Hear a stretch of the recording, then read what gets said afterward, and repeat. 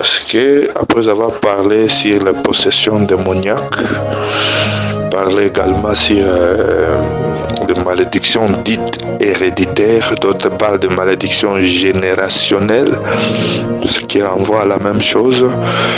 Nous parlons par rapport aux Écritures. Nous avons démontré qu'un chrétien né de nouveau, scellé du Saint-Esprit, ne peut pas être possédé par les démons. S'il était possédé avant sa conversion, une fois converti et que Christ s'est installé en lui, il n'y a plus de place pour que les démons viennent, parce que nous avons dit que posséder ou possession est synonyme de propriété, propriété. Donc on ne peut pas être en même temps propriété de Christ et en même temps propriété de Satan. La Bible dit qu'il n'y a pas de rapport avec la lumière et les ténèbres. Les ténèbres, dès que la lumière apparaît, il n'y a jamais eu de négociation. Il n'y a jamais eu de négociation de lumière. On n'a jamais vu quelque part où la lumière est en train d'apparaître, les ténèbres résistent, on doit négocier, évacuer. Non, dès que la lumière apparaît, l'obscurité disparaît. Et la Bible nous dit que la lumière est Christ. Et cela ne signifie pas qu'une fois né de nouveau, comme nous l'avons montré, nous continuons à le montrer, que vous n'avez pas certaines faiblesses, vous n'avez pas de combat. Les combats que le diable peut livrer contre vous, le mauvais esprit à travers la sorcellerie, parce que nous sommes en Afrique, en particulier en RDC. Nous savons que la sorcellerie, je dis bien la sorcellerie, est un grand instrument que le diable utilise aujourd'hui pour détruire la vie des gens, la vie de beaucoup de gens, combattre l'église. Aujourd'hui même, nous le savons très bien, les églises locales sont noyautées, infiltrées, très combattues par la sorcellerie. Le diable utilise la sorcellerie comme un instrument prioritaire, même si je puis dire, un instrument efficace, pour ne pas dire le seul instrument, je ne dis pas le seul instrument, un instrument efficace pour combattre. Mais la Bible dit nous sommes plus que vainqueurs en Jésus-Christ. C'est-à-dire quand on dit plus que vainqueurs, c'est-à-dire que nous ne sommes pas seulement des vainqueurs. Nous avons une victoire qui va au-delà de la victoire normale. En Jésus-Christ, elle précise, bien sûr, la Bible le précise comme ça. Il y a une différence, là j'insiste, quand j'ai parlé de malédiction, la malédiction a un aspect légal. Il y a des aspects là-bas, il y a légal et ensuite il y a l'aspect factuel. Il y a les faits, il y a le droit. Mais vous savez, les faits, dès qu'on enlève la légalité, on évacue facilement les faits. Quand les militaires viennent arrêter quelqu'un, ils sont dans la légalité. On vient arrêter un bandit. On vient arrêter un bandit parce que le bandit est dans la légalité. La police est dans la légalité. Il a la force coercitive pour facilement arrêter ou détruire ce que le banditisme fait. Parce que le gouvernement, lorsqu'on parle de gouvernement, je prends un exemple de la nature. Le gouvernement, il y a des choses là-bas. C'est ce qu'on nous attendons toujours parler aujourd'hui chez nous. En politique, on a connu ça. Non seulement il y a la légalité, la légitimité, il y a aussi l'impérium. Le gouvernement qui est le gouvernement légal ou légitime, je ne sais pas ici en droit constitutionnel ou comment, là je parle d'une manière ramassée. Le gouvernement, parce qu'il est légal, il doit aussi avoir l'impérium. Il ne suffit pas seulement d'être un pouvoir légal, il faut avoir l'impérium, la force pour faire appliquer la loi. Nous, quand nous c'est pour cela, dans l'œuvre de Dieu, dans l'évangile, il n'y a pas seulement l'œuvre de la croix, il y a aussi le Saint-Esprit. Parce qu'avec la Pâque, avec l'œuvre de la croix dont je vais commencer à parler aujourd'hui, ça nous a donné la légalité. La légalité, Dieu nous a réconciliés, je vais expliquer ça tout à l'heure, mais il y a aussi le Saint-Esprit. Le Saint-Esprit, c'est la puissance pour s'imposer. Voilà pourquoi un régime légal peut être attaqué par la rébellion, peut être attaqué par certaines personnes dans l'illégalité, mais il a l'impérium pour repousser les forces du mal. Voilà pourquoi quand nous parlons de malédiction, nous disons que Christ a porté notre malédiction. Aucune malédiction en ce ancestral, aucun mauvais sort ou je ne sais pas moi quoi a une légalité devant un enfant de Dieu. Si Dieu permet que certains effets puissent être ressentis, ça signifie que Dieu vous donne le moyen, vous donne l'autorisation, ouvre la porte pour que vous preniez votre impérium en Jésus-Christ et déguerpir cela. Voilà pourquoi j'ai dit qu'un enfant de Dieu, un chrétien ne peut pas être sous la malédiction. Non pas que les sorciers ne peuvent pas lancer la malédiction, ils peuvent les lancer. Mais ces effets, où sa légalité quoi qu'on n'atteint pas l'enfant de Dieu, ça reste l'illégalité. Mais Dieu agit diversement. Dans la vie de certaines personnes, parfois on ne prie même pas, il voit seulement ces effets-là à partir du fait de sa foi en Jésus-Christ. Mais dans la vie de certaines personnes, Dieu laisse, non pas qu'il est maudit, parce que s'il est dans sa pensée, s'il met dans sa pensée qu'il est maudit, c'est déjà un homme affaibli, c'est un homme vaincu. Mais s'il sait, il croit fermement, il intègre fermement que Christ a porté sa malédiction, il est plus que vainqueur, il est vainqueur, il s'élève dans la foi, dans la prière.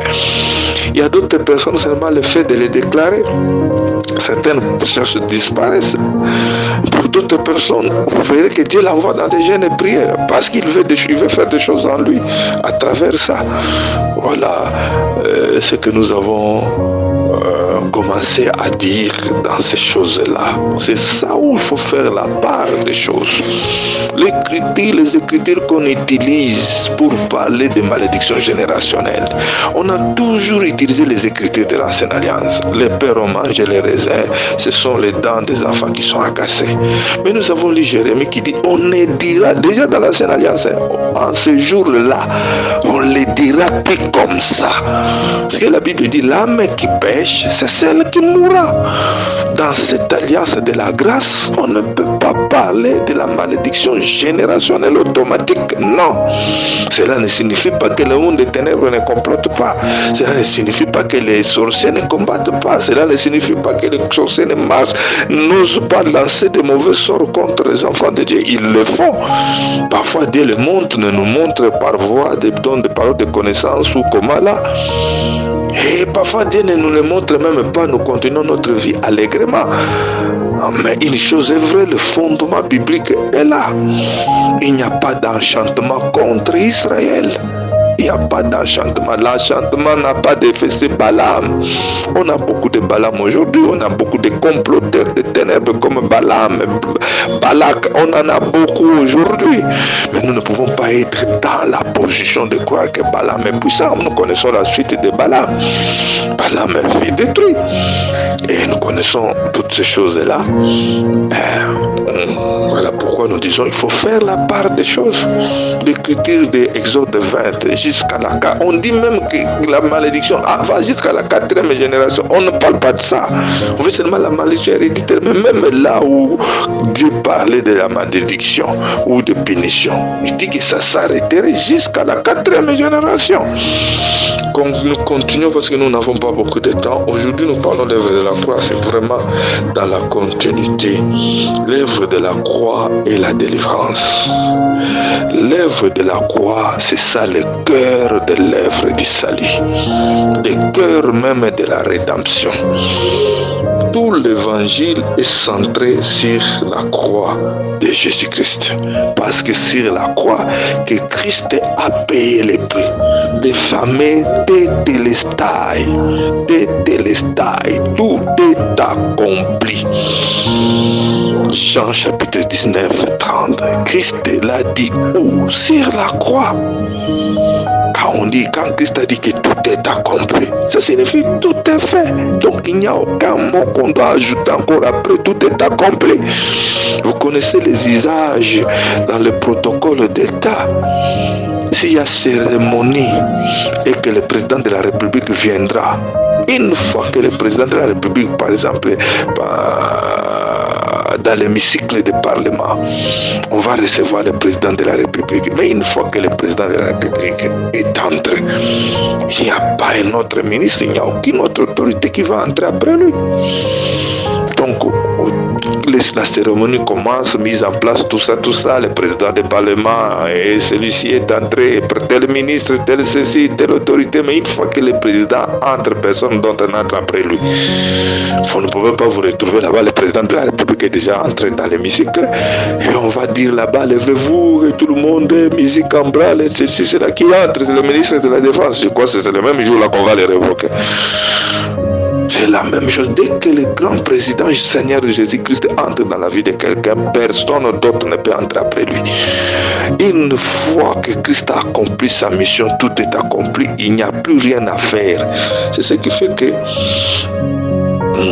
l'œuvre de la croix est au centre de l'évangile. Tout l'évangile est basé sur la croix. La Bible dit clairement, l'évangile est une puissance pour le salut de quiconque croit. Parce que l'évangile, c'est quoi en fait? Le centre de l'évangile, c'est l'œuvre de la croix. Quand nous prenons 1 Corinthiens chapitre 1 verset 23, Galates chapitre 3 verset 1, 1 Corinthiens chapitre 15 verset 3. Mais nous prêchons Christ crucifié, scandale pour les Juifs, folie pour les Grecs, mais puissance de Dieu pour ceux qui croient.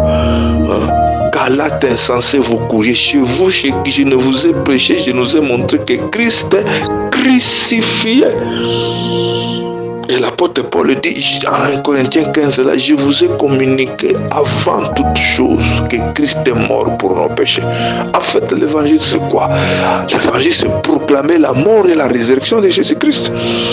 C'est une fois que Christ est mort, il est ressuscité. L'évangile consiste à proclamer cette vérité. C'est ça même la bonne nouvelle, parce que sur la croix, le prix a été payé. Tout est accompli.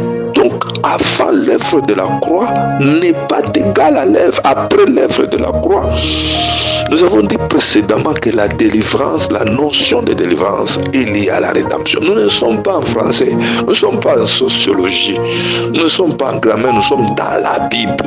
Quand nous parlons de la délivrance, nous en parlons dans la Bible. C'est une doctrine de la Bible, doctrine des Écritures, si vous voulez bien, les Saintes Écritures. C'est ce que nous parlons. Donc nous parlons de la délivrance telle qu'expliquée dans les Écritures. Lorsque nous parlons de la délivrance, nous parlons en fait de la rédemption. Et la rédemption ou le rachat, la rédemption, c'est le rachat ou la délivrance par le paiement d'un prix. Donc ça suppose que l'homme a été vendu, on le rachète. Acheter, c'est racheter, c'est acheter de nouveau. Donc celui qui est racheté signifie qu'il était d'abord vendu et maintenant on paye le prix pour le racheter. Le prix qui est payé, nous étions vendus à Satan depuis les jardins d'Éden. Il fallait maintenant payer le prix pour nous ramener encore sous l'autorité de Dieu. Les prix qu'on paye là, la rançon qu'on paye là, c'est ça, le prix du rachat, c'est ça la rédemption. Donc, la rédemption, c'est la délivrance, la libération de l'esclavage moyennant un prix payé. Et nous avons démontré dans l'écriture, lorsqu'on parle de rachat, il s'agit de nous racheter de l'esclavage des péchés. Le sang qui a coulé, c'est ainsi que quand on parle de l'offrande de rachat, l'offrande de rachat, c'est le sacrifice de Jésus-Christ sur la croix. L'offrande de rachat, c'est le sang de Jésus-Christ qui a coulé. Dieu nous a rachetés de l'esclavage des péchés. C'est ce que l'apôtre Pierre peut appeler quelque part là-bas de la vaine manière de vivre héritée de nos pères. Cette vaine manière de vivre, c'est ça les œuvres de la chair qui se manifestent sous différentes formes culturelles, environnement, sociologique et tout le reste. Galates 5, 19 les résume en les appelant les œuvres de la chair que nous héritons de nos parents par voie culturelle, par voie d'éducation, par voie, je peux dire, héréditaire. Mais nous avons été rachetés, c'est-à-dire libérés de cette vaine manière de vivre par le sang qui a coulé. La rédemption est au centre de l'évangile. Parce que par la rédemption même, la Bible dit, ils sont gratuitement justifiés. Et comment ils sont justifiés? Au moyen de la rédemption. Or, Alors quand nous voyons la justification c'est quoi ça? C'est le processus par lequel Dieu déclare un homme juste, le reconnaît comme juste devant ses yeux. Mais la justification, pour être justifié là, c'est juridiquement on utilisait le mot être acquitté. C'est-à-dire quelqu'un qui va au tribunal, il était inculpé, mais le jury le déclare juste et l'acquitte, on ne trouve plus aucun mal en lui. En droit on dit il est acquitté. Nous dans la Bible on utilise le terme justifié, c'est-à-dire on trouve qu'il n'a pas de péché, il est juste. Mais dans l'évangile il n'y a pas de justification sans pardon. La justification est la conséquence du pardon. Donc quand Dieu vous pardonne, il efface, il oublie. Quand Dieu pardonne quelqu'un, il efface, il oublie. Souvent c'est l'homme lui-même qui se souvient de ses péchés. Je suis pécheur, j'ai fait ceci, mais Dieu quand il regarde, parce qu'il a pardonné, il a effacé, il a oublié, parce qu'il le voit juste devant ses yeux. Voilà pourquoi quand on parle, et on ne peut pas parler du pardon sans le sang qui a coulé. Voilà, et pourquoi il est écrit sans effusion de sang, il n'y a pas de pardon des péchés. Or quand le sang a coulé, c'était le prix du rachat, c'était la rédemption qui entraîne le pardon, qui entraîne la justification et le reste. Donc nous avons dit que la délivrance concerne l'esclavage du péché d'abord. Nous avons dit que la rédemption concerne d'abord l'esclavage du péché. Christ n'a pas payé le sang pour que les gens aient des voitures. Excusez-moi, bien-aimé, cher homme de Dieu. Parce que les païens ont des voitures sans venir à l'église. Il y a des riches sans qui viennent à l'église. Tous ceux qui sont riches, là, millionnaires et milliardaires, pas forcément occultistes. Mais on ne peut pas dire qu'on peut recevoir le pardon des péchés sans l'œuvre de la croix. On n'entrera pas au ciel sans l'œuvre de la croix. S'il était question seulement de devenir riche, rien que par la prière, un païen, on n'aura un païen, on n'aura même pas un païen qui a un fils qui même un thermos à la maison. Donc les rachats concernent d'abord le péché et ses conséquences, parce que j'ai dit que le danger par excellence c'est le péché, parce que la conséquence du péché c'est la mort. Il ne s'agit pas de simple mort physique, comme les gens vous disent que la mort c'est l'anéantissement total. Quand on est mort, c'est fini. Voilà pourquoi on dit pourquoi attends aux vivants, mangeons et buvons car demain nous mourrons. Il y a des doctrines. Vous êtes chez les hindous, on parle de la réincarnation avec le karma. Le karma, c'est-à-dire que tu avais fait de mal, donc que tu n'as pas eu à payer, tu meurs, tu vas te réincarner dans une autre personne pour continuer à payer, je ne sais pas moi, ton karma, des choses comme ça. Nous ne sommes pas, il n'y a pas de karma parce que Christ a payé le prix et nous croyons à la résurrection, non pas à la réincarnation, parce que la Bible est claire, il est réservé aux hommes de mourir qu'une seule fois et après vient le jugement. Mais aujourd'hui, lorsque nous ramenons dans la vie des enfants de Dieu, on parlait, vous êtes en train de subir le péché de vos ancêtres et confesser le péché de tel et de tel, ou je ne sais pas si on doit faire encore des recherches pour retrouver le péché que nos pères ont commis même avant la conférence de Berlin et tout ça. Non. Quand vous croyez au Seigneur Jésus-Christ, Dieu ne peut pas mettre sur vous le péché de vos ancêtres parce qu'il a payé le prix. Vos propres péchés sont effacés. Et je ne peux pas subir, moi, chrétien, les conséquences. Dieu met sur moi les conséquences des péchés de mes ancêtres. Non. J'ai vu même chez les Kimbanguis, il y a une période là, on a vu, ils ont porté des sacs, qu'est-ce qu'il y a? Ils sont en train de prêcher le péché d'Adam et Ève. Ça c'est pratiquement un blasphème. Le péché d'Adam et Ève, c'est ce que Christ a payé sur la croix. Quand Christ est mort sur la croix là-bas, le sang que Christ a versé, il a payé le prix pour les péchés passés, présents, futurs. Donc quand il mourait là sur la croix là, le prix qui a été payé était payé pour les péchés qui sont commis avant l'œuvre de la croix. Il a payé le prix pour le péché, peut-être qui était en train de s'accomplir, ou de se commettre, je vais dire, pendant qu'il mourait.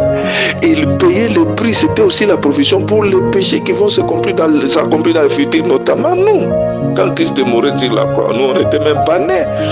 Mais nous sommes venus dans le monde, nous sommes nés pécheurs, nous avons pratiqué les péchés. Mais le sang de Jésus-Christ, c'est la provision, même pour les péchés là. Comment aujourd'hui, c'est comme si nous sommes entrés dans le bouddhisme et nous prêchons maintenant le karma. Le karma, nous sommes en train de suivre, c'est notre karma. J'ai entendu un jour, je ne sais pas c'était quel pasteur, ça doit être c'est pas moi, c'est pas important que je cite. Il dit, il prêchait un dignitaire des temps de Mobutu là-bas qui habitait ma campagne. C'était sur la véranda de sa maison là, vers ma campagne. Il regardait en bas là-bas si vous êtes à ma campagne, vous voyez en bas là-bas, comment on appelle ce quartier là où il y a les cimetières de Kitambo là-bas, tout le reste là, Kalouka. Il regardait, regardez toute cette misère, la maison. Ces gens-là sont dans la misère, ils sont en train de payer leur karma. C'est-à-dire que dans une vie antérieure, ils avaient eu à faire de mal.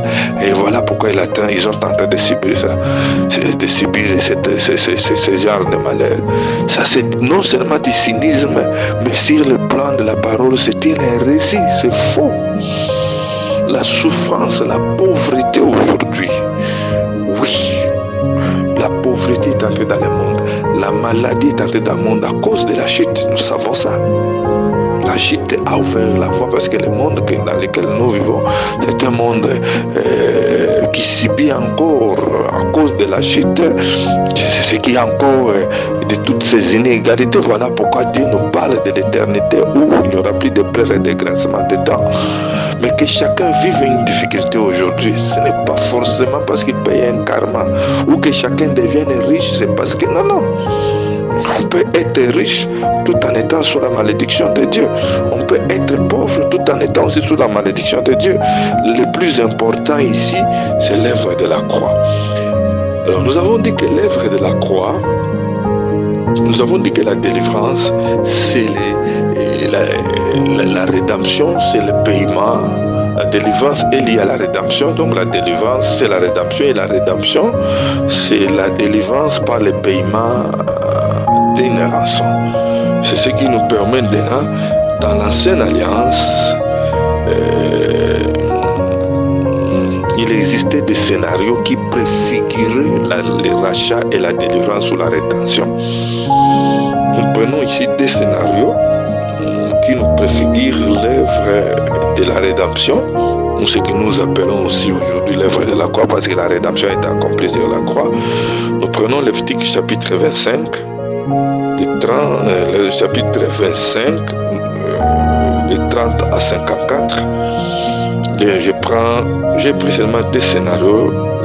Le premier scénario, pour illustrer ce que l'œuvre de la croix fait. Nous savons tous que l'ancienne alliance, selon Colossiens chapitre 2, 17, c'est l'ombre des choses à venir. C'est-à-dire, on nous a donné une préfiguration, une illustration de ce que Christ a accompli sur la croix aujourd'hui. Là-bas, nous voyons un scénario. On rachetait les gens quand? On rachetait les gens comment? Les rachats étaient nécessaires. Premier scénario. Lorsque quelqu'un devient pauvre à côté de son frère juif, il se vend à lui pour qu'il ait quelque chose à manger. Le principe là-bas, c'était qu'un juif ne fait pas d'un autre juif esclave. Il va le prendre chez lui, mais il ne le fera pas un esclave, il le fera seulement un mercenaire, c'est-à-dire un ouvrier salarié. Là-bas, ça ne demandait pas les rachats comme tel. Ça ne demandait pas les rachats.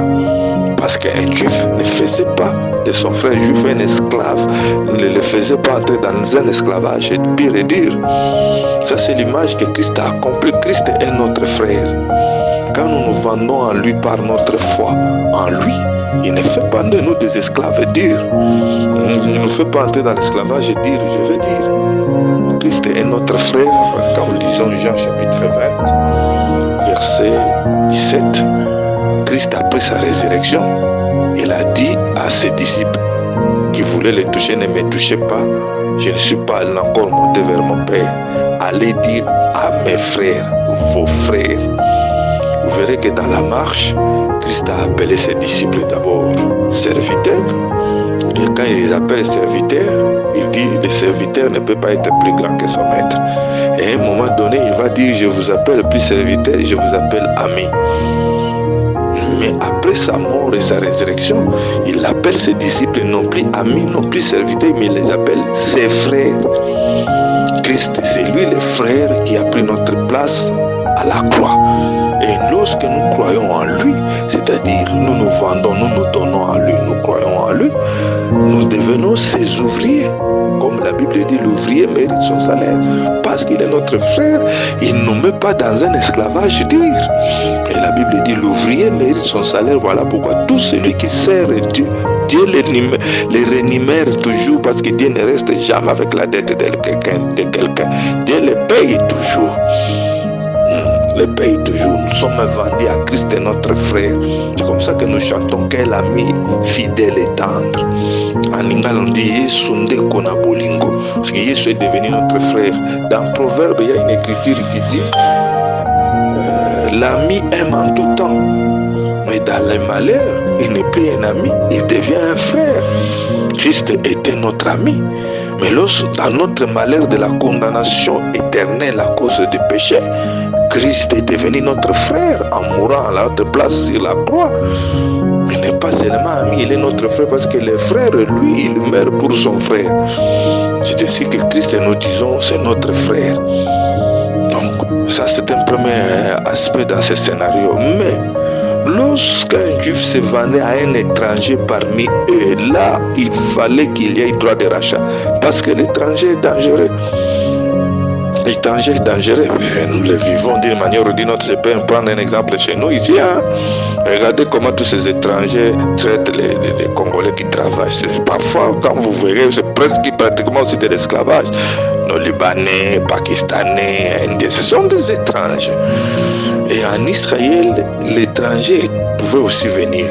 La version semaine, on parle immigré. Et qui est l'immigré? L'immigré, c'est Satan.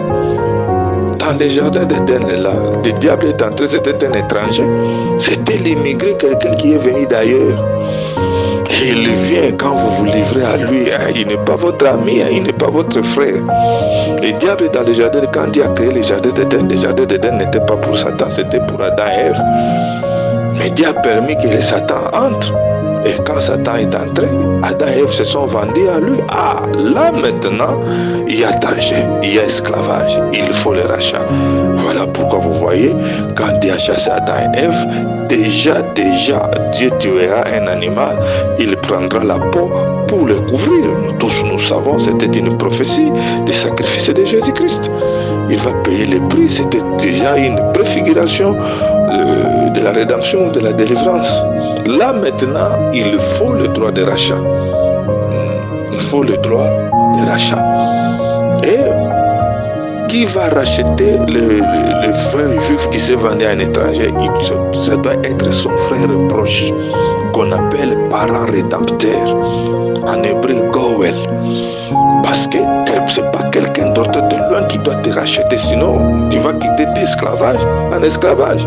Il faudrait maintenant que ce soit quelqu'un qui est ton frère, il te libère de l'esclavage pour que tu rentres dans la famille. Et notre parent rédempteur, c'est Christ. C'est pour cela, pour que Dieu nous rachète, Dieu est devenu un homme, Dieu est venu dans la chair. Nous avons péché dans la chair, Dieu est venu dans la chair, proche de nous. Il a payé le prix. Et notre parent rédempteur, notre Goël, c'est Jésus-Christ. Quand Jésus-Christ mourait à la croix, il mourait pour ses frères que nous sommes. Et de telle sorte que le prix du rachat payé, il nous a récupérés, il nous a ramenés dans la famille. Parce que si un étranger va payer, c'est toujours la dette qui continue. Mais si le frère a payé, c'est la famille qui a payé et puis la dette tombe. Voilà pourquoi Christ a dit, allez dire à vos frères, mes frères. Un ami aime en tout temps, mais dans le malheur, il se montre frère. Nous étions malheureux parce que nous étions condamnés à la mort éternelle. Mais l'ami est devenu un frère amoureux. Il a payé le prix. C'est ça le sacrifice de la croix. Le prix qui a été payé sur la croix. Le sang qui a été versé sur la croix. C'était le prix du rachat. C'est notre prix du rachat. Deuxième scénario, je n'ai plus qu'été ici, c'est les jubilés. Les jubilés, c'est une autre facette de la rédemption, une autre préfiguration, un autre type de la rédemption. Maintenant, les jubilés, quel est l'aspect qui est ressorti ici? Parce que dans l'autre rachat par les parents rédempteurs, il peut y arriver que vous soyez une famille totalement pauvre, parce que celui qui rachète doit avoir l'argent. Pour racheter, il faut l'argent. Et celui qui a eu l'argent pour nous racheter, c'est Jésus-Christ. Personne d'autre n'était assez riche pour nous racheter. Moïse n'avait pas le sang de rachat. Élisée n'avait pas le sang de rachat, même pas Élie. C'est Christ seul qui avait le sang de rachat. Mais à la manière des hommes comme ça, à la manière des hommes, parce que ce ne sont que des préfigurations, mais si nous disons à la manière des hommes comme ça, nous allons constater qu'il y a certaines familles qui n'ont personne qui peut lever la tête pour acheter. C'est ainsi que Dieu donne une autre facette, il donne les jubilés. Les jubilés maintenant, c'était pour tout, même si vous n'avez personne dans la famille, vous attendez les jubilés. Ça parle toujours de l'œuvre de la croix. Ça, vous attendez les jubilés. Et vous verrez, là, nous sommes dans Lévitique chapitre 25, versets 8 à 17. Lévitique 25, versets 8 à 17 et 54. Vous verrez que les jubilés coïncident. Le jour où on sonne la trompette des jubilés, coïncide toujours au grand jour des expiations, Lévitique 16. Le seul jour où le souverain sacrificateur entrait dans les lieux très saints avec le sang de bouc qu'il a immolé là-bas au parvis sur l'autel. Le grand jour des expiations. Ce que les Juifs appellent les Yom Kippour. Le grand jour des expiations. C'est aussi notre forme de la Pâque. Bon, pour ceux qui approfondissent, il s'agit là de ce qu'on appelle les fêtes de l'Éternel, les fêtes annuelles. Dans Lévitique 23, il y avait la Pâque, qui était la première fête. Il y avait aussi la fête qu'on appelle le grand jour des expiations, qui était pratiquement la 6e fête. Bon. La Pâque, la fête de la Pâque, ou le grand jour des expiations, parle d'une seule même chose, l'œuvre de la croix. Parce que ces jours-là, les souverains sacrificateurs pouvaient entrer dans les lieux très saints. C'est pour cela que quand Christ est mort sur la croix, les rideaux des temples se sont déchirés. C'est là simplement pour dire que Christ a inauguré une nouvelle route. Il a déchiré le voile au travers de sa propre chair. Ce que nous allons expliquer aussi parce que nous sommes en train de parler de ça. Donc les grands jours des expiations typifient seulement l'œuvre de la croix. Et le jour où on sonne la trompette des jubilés, c'était toujours le jour du grand jour des expiations là. C'est-à-dire le jubilé est lié à l'œuvre de la croix. Et qu'est-ce qui s'est passé au jubilé? Le jour du jubilé, le jubilé, même le mot jubilé vient de quoi? Il vient de l'hébreu Yobel. Yobel signifie quoi? Yobel signifie des choses. Yobel signifie un bélier. Un bélier. Et par voie de conséquence signifie aussi sa corne. Donc la corne du bélier et le bélier lui-même est là. Donc on appelle Yobel. Et le mot jubilé, c'est la francisation du mot, ou si vous voulez la translittération du mot Yobel qui a donné jubilé. Quand vous lisez dans le dictionnaire de français, jubilé signifie seulement la joie. Jubilé, c'est-à-dire sauter de joie. Mais le jubilé dans la Bible ne signifie pas d'abord la joie, bien que la joie est une conséquence du jubilé. Le jubilé dans la Bible a trait au bélier, à la corne de bélier, le Yobel. Maintenant, pourquoi le jubilé rime avec la joie? Parce que le jour du jubilé, c'est le jour de la libération. Celui qui est libéré, il est dans la joie. Maintenant, qu'est-ce qui se passe? Comme vous le savez, je ne vais pas tout décrire ici. Il y avait les sabbats de jour, il y avait aussi les sabbats d'année. Donc, après 6 ans, la 7e année, on ne cultivait pas la terre, on faisait reposer la terre, ce que nous appelons chez nous ici en agronomie, en agriculture, laisser la terre en jachère. On reposait la terre. Et maintenant, on comptait comme ça cette période de 7 ans, qui fait 49 ans. Donc quand vous comptez déjà là, vous allez trouver que vous avez en face de vous déjà 7 sabbats d'année. Il y a des sabbats de semaine que nous pouvons associer à samedi ou comme là. Et il y avait aussi des sabbats d'année. On laissait reposer la terre pendant une année. Ainsi de suite, et ainsi de suite. On comptait comme ça cette période de 7 ans qui fait 49. Et la 50e année, donc l'année qui venait là, c'était la 50e année, c'est l'année du jubilé. C'est le jour où on proclamait, on sonnait le son de la trompette. Qu'est-ce qu'il y avait? Dès qu'on sonnait le son de la trompette, tout celui qui avait vendu son champ récupère son champ. Tout celui qui avait une dette, la dette tombe. Tout celui qui était esclave, je ne sais pas, obligé de travailler chez quelqu'un là-bas, directement il est libéré. C'est l'année de la liberté. La trompette devait sonner et j'ai dit que la trompette là coïncide avec les grands jours des expiations pour vous dire clairement que l'œuvre de la croix, c'est l'œuvre de la croix qui déclenche le jubilé. Parce qu'on utilisait quoi pour sonner? La trompette dont on utilisait dans le jubilé, c'était la trompette qui vient d'une corde, ce qu'on peut appeler un corps. Corps, C-O-R. Une trompette qui est faite à base de la corne du bélier. Or, on ne peut pas avoir la corne du bélier si on n'a pas tué le bélier. Donc, ça, la corne signifie déjà la mort du bélier. Or, la mort du bélier a eu lieu à la croix. Maintenant, sonner la trompette signifie quoi? Voilà pourquoi nous disons que il y a eu d'abord la mort du bélier, c'est-à-dire la mort de Jésus-Christ sur la croix. Et ensuite, il y a eu la sonnerie de la trompette. La sonnerie de la trompette, c'est ce que l'apôtre Pierre a fait dans Actes des Apôtres, chapitre 2, versets 36 à 41. 36 à 41. Quand le Saint-Esprit est descendu, la multitude a couru. L'apôtre Pierre a pris la parole, il s'est mis avec les 11, lui-même le 12e, il a proclamé l'évangile, c'est-à-dire il a proclamé que Christ a payé le prix, il est mort, Christ aussi est ressuscité. Et les gens ont eu le cœur vivement touché.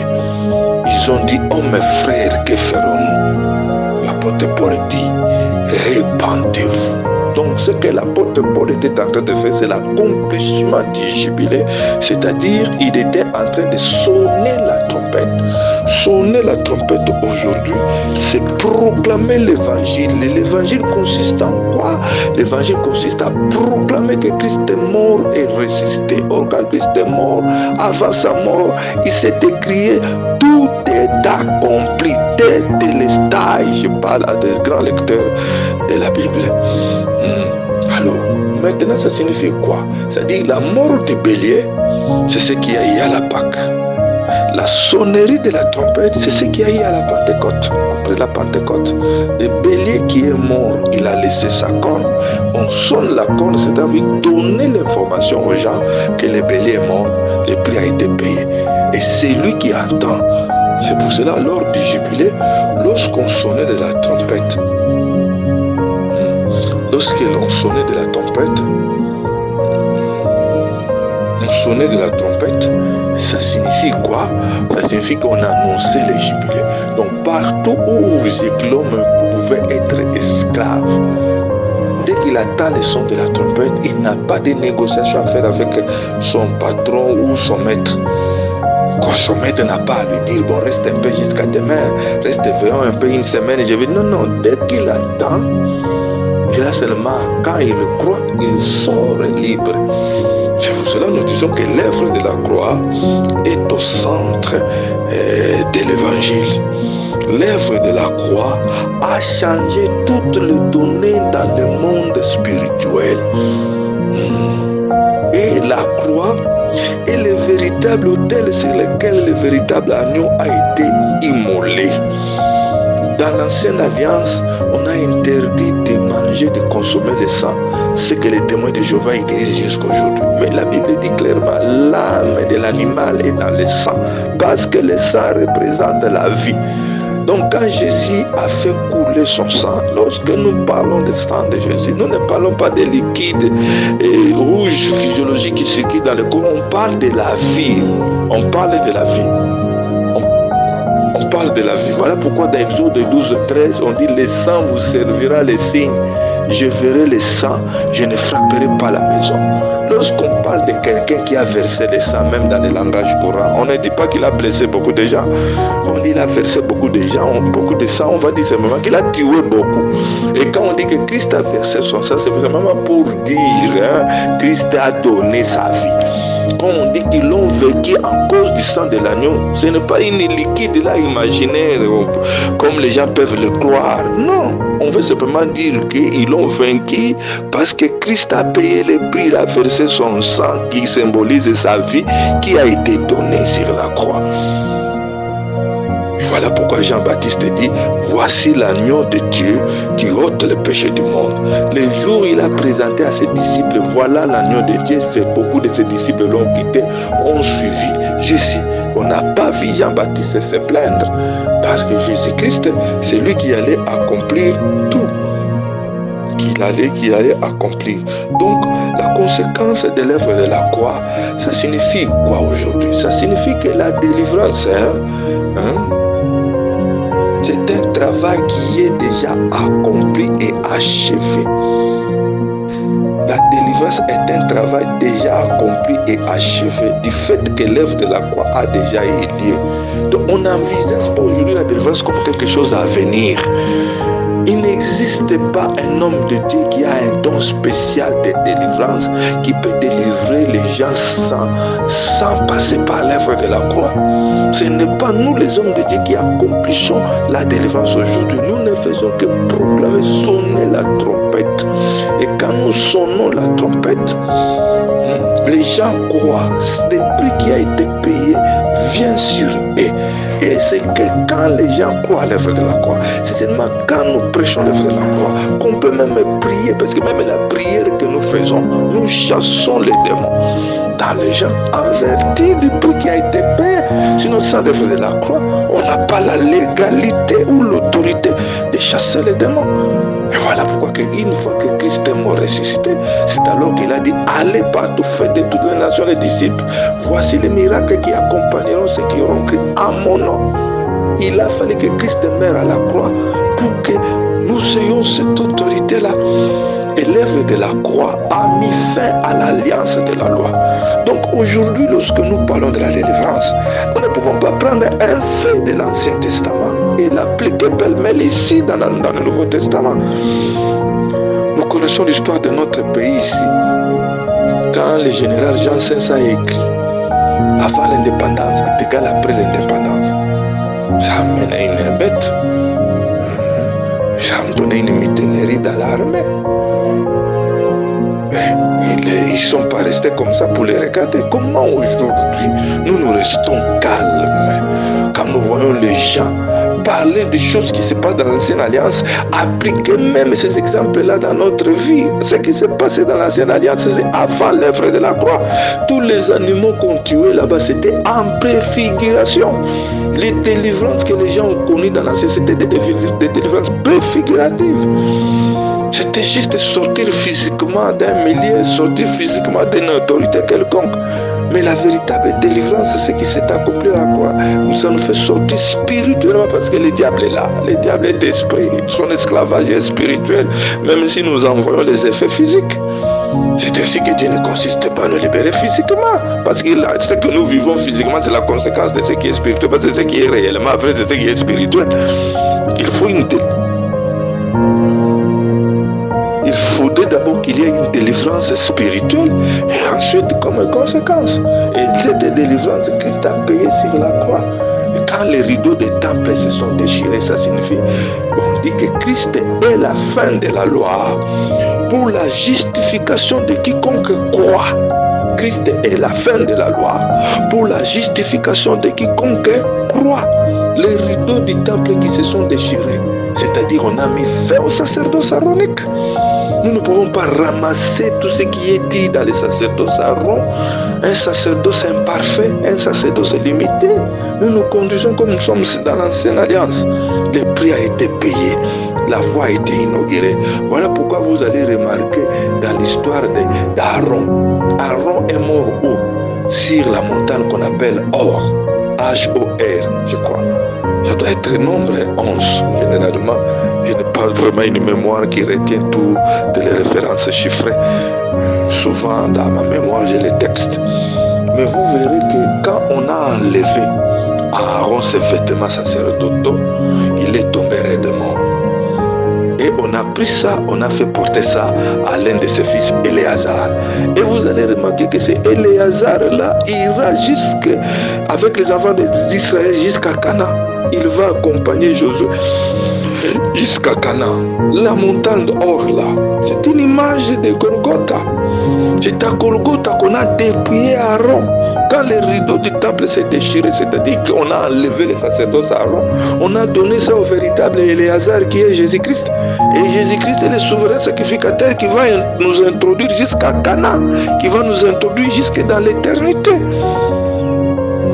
Qui va nous introduire quand on ignore la donnée comme l'œuvre de la croix. Donc c'est comme l'histoire de Jean Sens.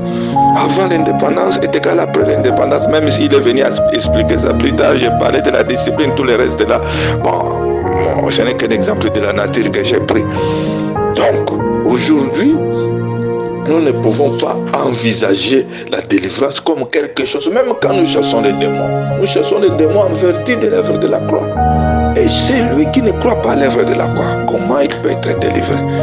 La délivrance est déjà quelque chose achevé et accompli. Celui qui vit dans l'esclavage des péchés aujourd'hui, c'est celui-là qu'on donne comme exemple. Il a un compte rempli, mais il remplit des billets de banque, mais il meurt de faim parce qu'il n'a pas les moyens d'ouvrir les coffres. Il ne sait pas ouvrir, mais nous, Christ a ouvert les coffres en payant les prix. Nous pouvons avoir accès à cela. Et nous pouvons avoir accès maintenant l'autorité que nous avons contre les démons. Le diable a perdu sa légalité. Voilà pourquoi on a dit il a porté notre malédiction sur la croix. La malédiction n'a plus de fait. Comment dans l'histoire là de Balaam qui maudit, qui cherche à maudire Israël, il n'a pas pu le maudire. Israël est avant l'œuvre de la croix, mais nous qui sommes après l'œuvre de la croix. C'est un grand dilemme. La Bible dit que Christ est maudit et quiconque est pendu au bois, parce que Christ a porté nos malédictions. Beaucoup d'écritures sont là. On peut prendre Galates 3, 13, 14, Colossiens 1, 20 et Colossiens 2, chapitre 14, verset 15. C'est l'image de Pharaon englouti dans la mer. Une autre image, ils ont mangé déjà. Voilà pourquoi vous verrez qu'en Israël, quand ils étaient esclaves en Égypte, les jours où ils ont immolé l'agneau, ces jours-là, ils ne sont jamais restés en Égypte. C'est pour cela qu'on parle de Pâques, Pessa, sortie, passage. Il y avait eu beaucoup de fléaux, mais quand on est arrivé à immoler l'agneau et que Dieu a frappé de mort le premier-né, vous verrez qu'Israël n'est jamais resté. Après avoir mangé la Pâque, ils ne sont jamais restés en Égypte. C'était la sortie. Et quand il y a eu l'œuvre de la croix, l'esclavage a pris fin. Celui qui vient manger, qui croit à l'œuvre de la croix, ne reste plus jamais en Égypte. Il doit sortir. Mais une autre image que Dieu a donnée pour montrer les côtés spectaculaires. Le côté spectaculaire de l'œuvre de la croix. Qu'est-ce qui va se passer? On va amener Pharaon jusqu'à la mer Rouge. Pharaon d'abord qui venait là, il a pris sa troupe d'élite. Les 600 quelques chars là, c'était la troupe d'élite. Et vous n'oubliez pas qu'à Pharaon à l'époque, c'est comme les États-Unis aujourd'hui. Ils ont poursuivi les enfants d'Israël. Mais quand on regardait tel que les choses se passent là-bas, on croyait que c'est Israël qui est perdu, qui est mort, c'est fini. C'est comme ça certains événements se présentent à nous. Mais les dieux là, c'était les dieux de la colonne de feu. On a ouvert la voie de la mer Rouge. Les enfants d'Israël ont traversé. Pharaon a voulu aussi entrer, vous connaissez la suite. L'eau s'est renfermée sur lui. Et Israël a vu de ses propres yeux, ils ont chanté les cantiques de racheter. La Bible dit dans Colossiens, il a triomphé d'eux en mourant sur la croix. Il les a livrés en spectacle, en triomphant d'eux en mourant sur la croix. C'est là alors là où on dit, il nous a transportés dans le royaume de son Fils, de son amour. L'arrière-plan historique de cela, c'est quoi? Quand les Romains menaient une guerre, et que le général là gagnait la guerre, il faisait quoi? Il prenait captif le roi sur qui il a triomphé et ses généraux, et il prenait tout le peuple qui était là-bas, il les transportait dans son royaume, il les ramenait. Et quand il entrait dans la ville, on chantait à gauche, à droite, là-bas, il y avait des gens qui chantaient ses triomphes. C'est là l'historique des avenues qu'on appelle avenues triomphales ou arches de triomphe, que vous voyez par exemple là-bas en France, tout ça. Les arches de triomphe, les routes triomphales, c'était des routes là qui ont été créées à la suite d'une victoire. Et quand un général gagnait la guerre, il prenait les rois, il prenait les généraux, il les amenait maintenant dans sa ville. Il entre comme ça, par exemple, à Rome, le peuple est en train de l'acclamer, et ces rois-là ils sont sous son cortège triomphal, les mains liées, en train d'être tirées, on est hué sur eux, et on acclamait les vainqueurs. C'est l'image qu'on dit, il nous a transférés, il nous a transportés dans le royaume du Fils de son amour. C'est ce que Christ a fait, comme il a vaincu Satan. Il nous a pris, nous qui étions dans le royaume sous le règne de Satan, il nous a transférés dans son royaume, le royaume de sa victoire, et il a livré un spectacle en triomphant sur la croix. C'est ça, nous avons dit que l'œuvre de la croix a changé toutes les données, bien-aimées, dans le monde spirituel. Il n'y a pas de délivrance à l'œuvre de la croix. Il n'y a pas de salut sans l'œuvre de la croix. La délivrance a été déjà accomplie. Même les démons qu'on chasse dans les gens doivent croire à l'œuvre de la croix. Nous qui chassons les démons, nous les chassons parce que nous sommes vainqueurs, libérés par l'œuvre de la croix. En vertu de l'œuvre de la croix, nous avons l'autorité. C'est pour cela que Christ, quand il a envoyé les disciples, et c'était après sa résurrection, il lui dit quoi? Tout pouvoir m'a été donné dans les ciels et sur la terre. Ce pouvoir, il a reçu quoi? En mourant sur la croix, en versant, en donnant sa vie sur la croix. Et quand il dit tout pouvoir m'a été donné dans les ciels et sur la terre, Christ est en train de montrer ce qu'Abraham a dit là-bas dans Genèse 14, quand il est venu de la victoire. Il a vu Melchisedec, à qui il a donné la dîme de tout, comme la Bible dit. Il dit quoi? Il jurait, il disait quoi? Maître Melchisedec, maître du ciel et de la terre. Le maître du ciel, le Dieu très haut, maître du ciel et de la terre, c'est ce qu'on appelle, celui qu'on appelle El Elyon. Le Dieu Elyon, donc il contrôle les ciels. Les ciels, c'est les sphères spirituelles. La terre, c'est les sphères physiques. Jésus-Christ dit, tout pouvoir m'a été donné dans les ciels et sur la terre. C'est que El Elyon, c'est Jésus-Christ. Et Jésus-Christ contrôle le monde spirituel et le monde physique. Voilà pourquoi même la guérison physique est accordée en vertu de l'œuvre de la croix. Je vais terminer en parlant de la repentance. Nous avons déjà montré que tout est enfermé dans l'œuvre de la croix. On ne peut pas vivre aujourd'hui, on ne peut pas prêcher l'évangile comme si on prend l'histoire d'Abraham là-bas, les échecs, je ne sais pas moi d'Abraham, les difficultés, je ne sais pas moi de Daniel là-bas qui a été mis, je ne sais pas, dans la fosse au lion, ceci ou cela, avec le Gédéon, ceci ou cela.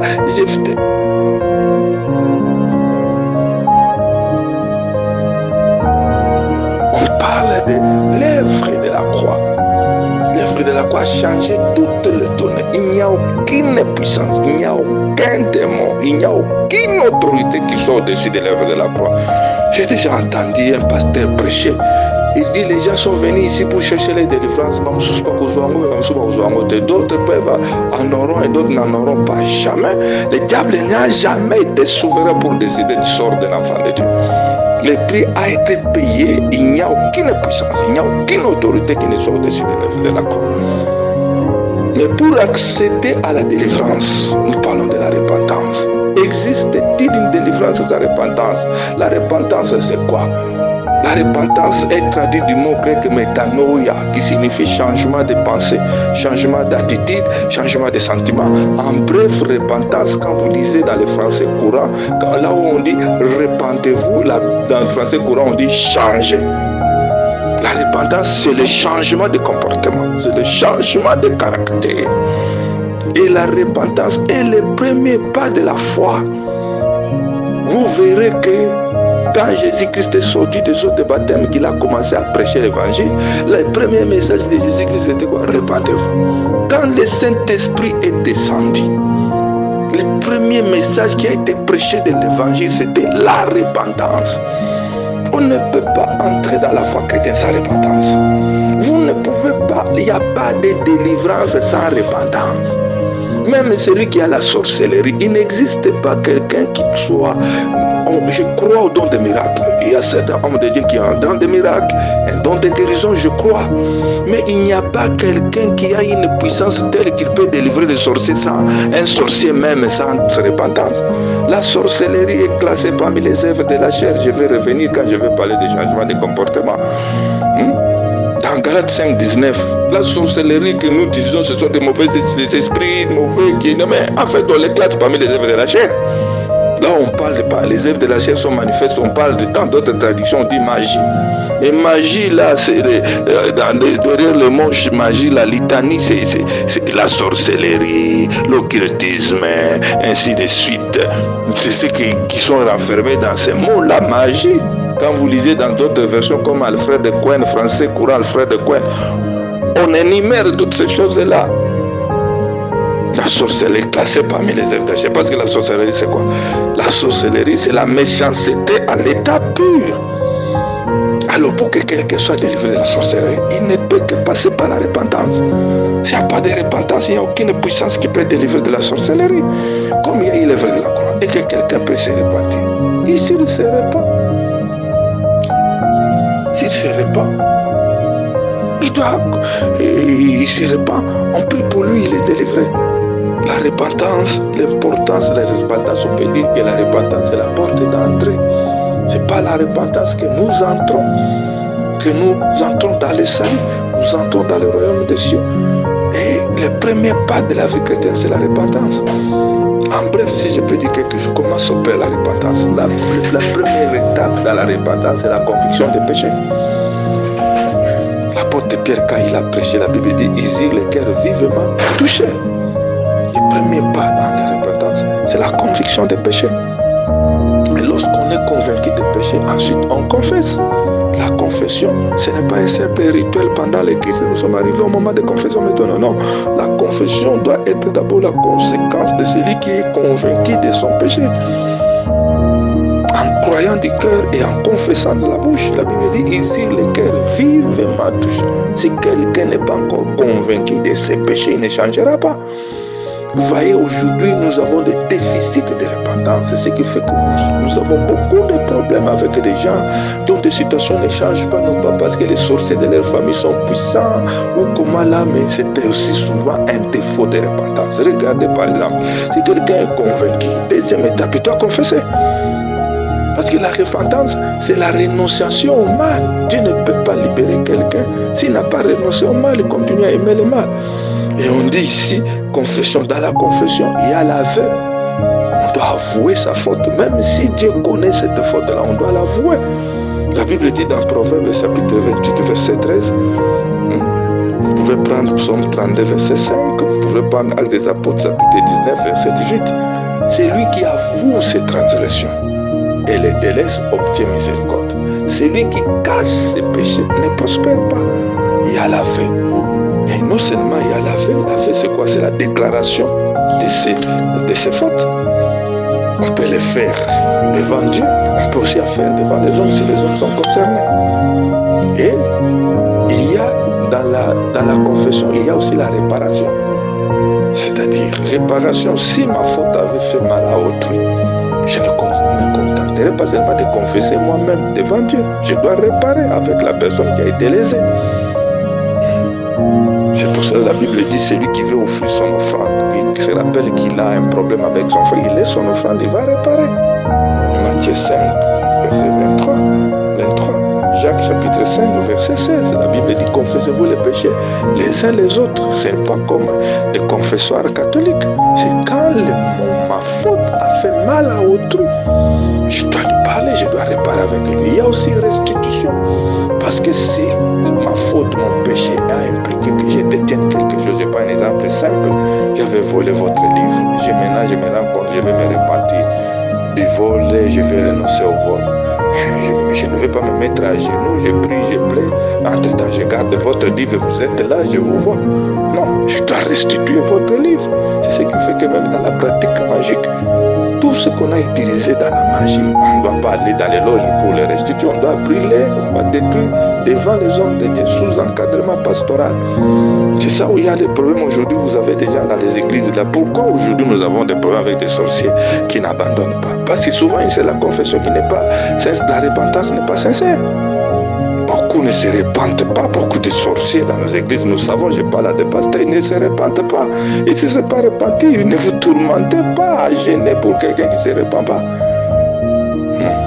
Et la repentance, quand ça commence à se faire sous pression, ce n'est pas une vraie repentance. La repentance est une décision de cœur. On confesse, on est convaincu, celui qui est convaincu. On ne doit pas insister, confessez, confessez.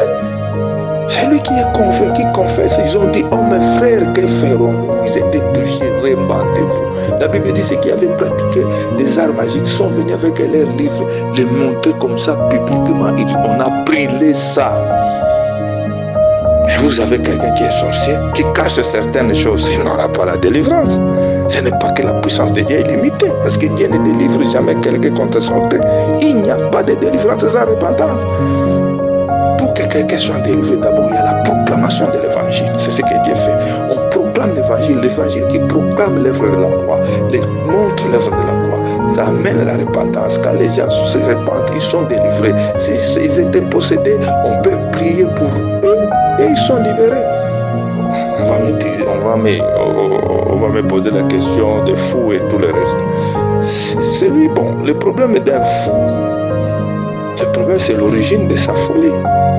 C'est là où se situe le problème. Mais si Dieu veut délivrer un fou, bon, la puissance de Dieu va le toucher, va le délivrer. Et une fois que sa lucidité revient, son intelligence revient en bon sens.